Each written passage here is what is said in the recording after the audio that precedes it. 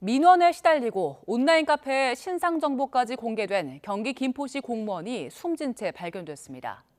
인천 서부경찰서는 어제 오후 인천시 서구 도로에 주차된 차량에서 김포시 9급 공무원 30대 A씨가 숨진 채 발견됐다고 밝혔습니다. A씨는 지난달 29일 진행된 도로 파임 보수공사와 관련해 항의성 민원에 시달린 걸로 전해졌습니다. 또 한 누리꾼이 온라인 커뮤니티에 공사를 승인한 주무관이 A씨라며 실명과 소속 부서, 직통 번호를 공개했고 비난 댓글이 잇따라 올라왔습니다. 김포시는 자체 조사에 착수했고 경찰은 악성 민원과 A씨 사망 사이 인과관계를 확인하고 있습니다. 김포시는 온라인 카페 누리꾼들을 경찰에 고발하기로 내부 방침을 정했다고 밝혔습니다. 시는 자문 변호사와 함께 고발장에 적시할 구체적인 혐의를 검토하면서 관련 증거 자료를 모으고 있습니다. 항의성 민원에 시달리다가 숨진 경기 김포시 공무원 사건과 관련해 직접 전화로 민원을 제기했던 이들의 인적 사항이 특정된 것으로 확인됐습니다. 경기 남부경찰청은 1일 김포시 공무원 사망 사건 수사 진행 상황에 대한 질문에 관련자 인적 사항을 특정했다며 철저히 진상을 조사하겠다고 밝혔습니다. 경찰이 신원을 확인한 대상자는 총 3명인데 이들은 모두 시청으로 민원 전화를 걸어 항의한 것으로 파악됐습니다. 온라인 카페에 해당 공무원의 신상 정보를 공개한 글을 쓰거나 집단 민원을 종용하는 글을 쓴 사이버불링 가해자들은 아직 인적 사항이 특정되지 않았습니다. 경찰은 사이버불링 가해자의 경우 포털 사이트를 대상으로 영장을 집행한 상태로 회신 대기 중이라고 설명했습니다. 가해자 규모는 수명 정도인 것으로 추측됩니다.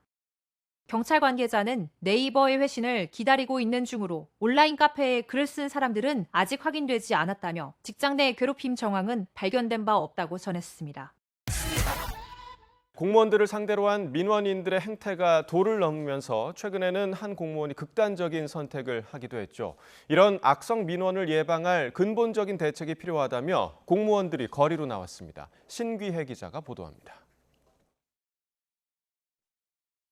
한 남성이 여권을 바닥에 팽개치더니 공무원과 말다툼을 하기 시작합니다.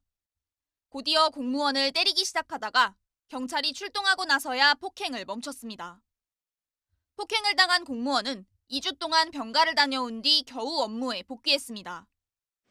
지난 5일에는 김포시청 공무원 A씨가 악성 민원에 시달리다 스스로 목숨을 끊기까지 했습니다. 항의성 민원을 계속하던 이들이 A씨의 신상까지 온라인에 유포한 겁니다. 김포시는 A씨 신상을 유포한 민원인들을 공무집행 방해 등 혐의로 경찰에 수사 의뢰한 상태입니다. 민원인들 행태가 도를 넘으면서 공무원 단체들은 악성 민원은 범죄라면서 더 강하고 실질적인 대책 마련을 촉구하고 나섰습니다. 공무원이니까 참아야 된다. 누구 아는 사람이니까 참아야 된다. 이렇게 넘어가면서 갑질과 악성 민원은 새롭게 더욱더 잔인하게 변화 발전되고 있는 것입니다. 특히 악성 민원 예방을 위해서는 기관의 책임을 더 강화해야 한다고 목소리를 높였습니다. 민원처리법에 따르면 행정기관의 장은 소속 공무원을 보호하기 위해 안전조치를 해야 하지만 하지 않았을 때 별도의 불이익이 주어진다는 규정은 없습니다. 필요한 장비와 안전요원을 배치하고 상시녹음, 통화녹음 시설을 운영하고 전담 대응팀을 운영해야 한다. 기관장의 명의로 고소, 고발을 의무화해야 한다.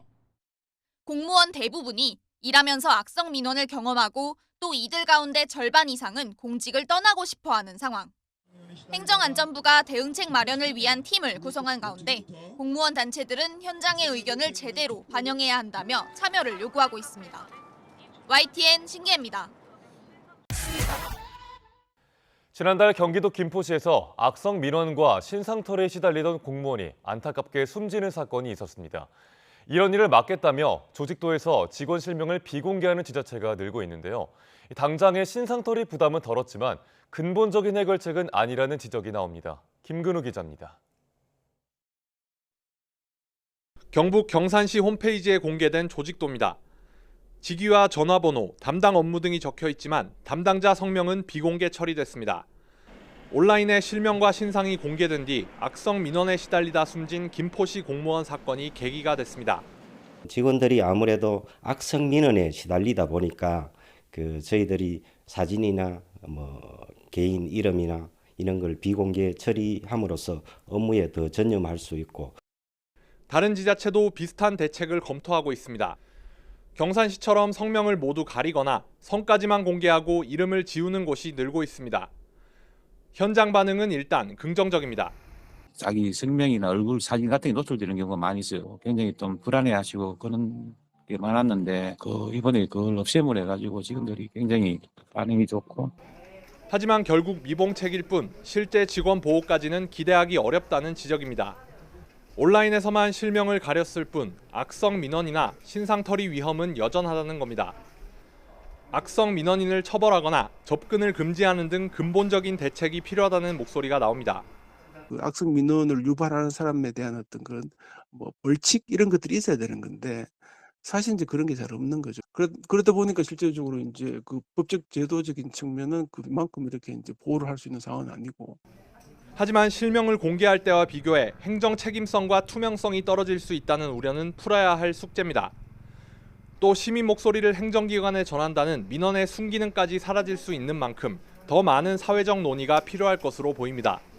YTN 김근우입니다.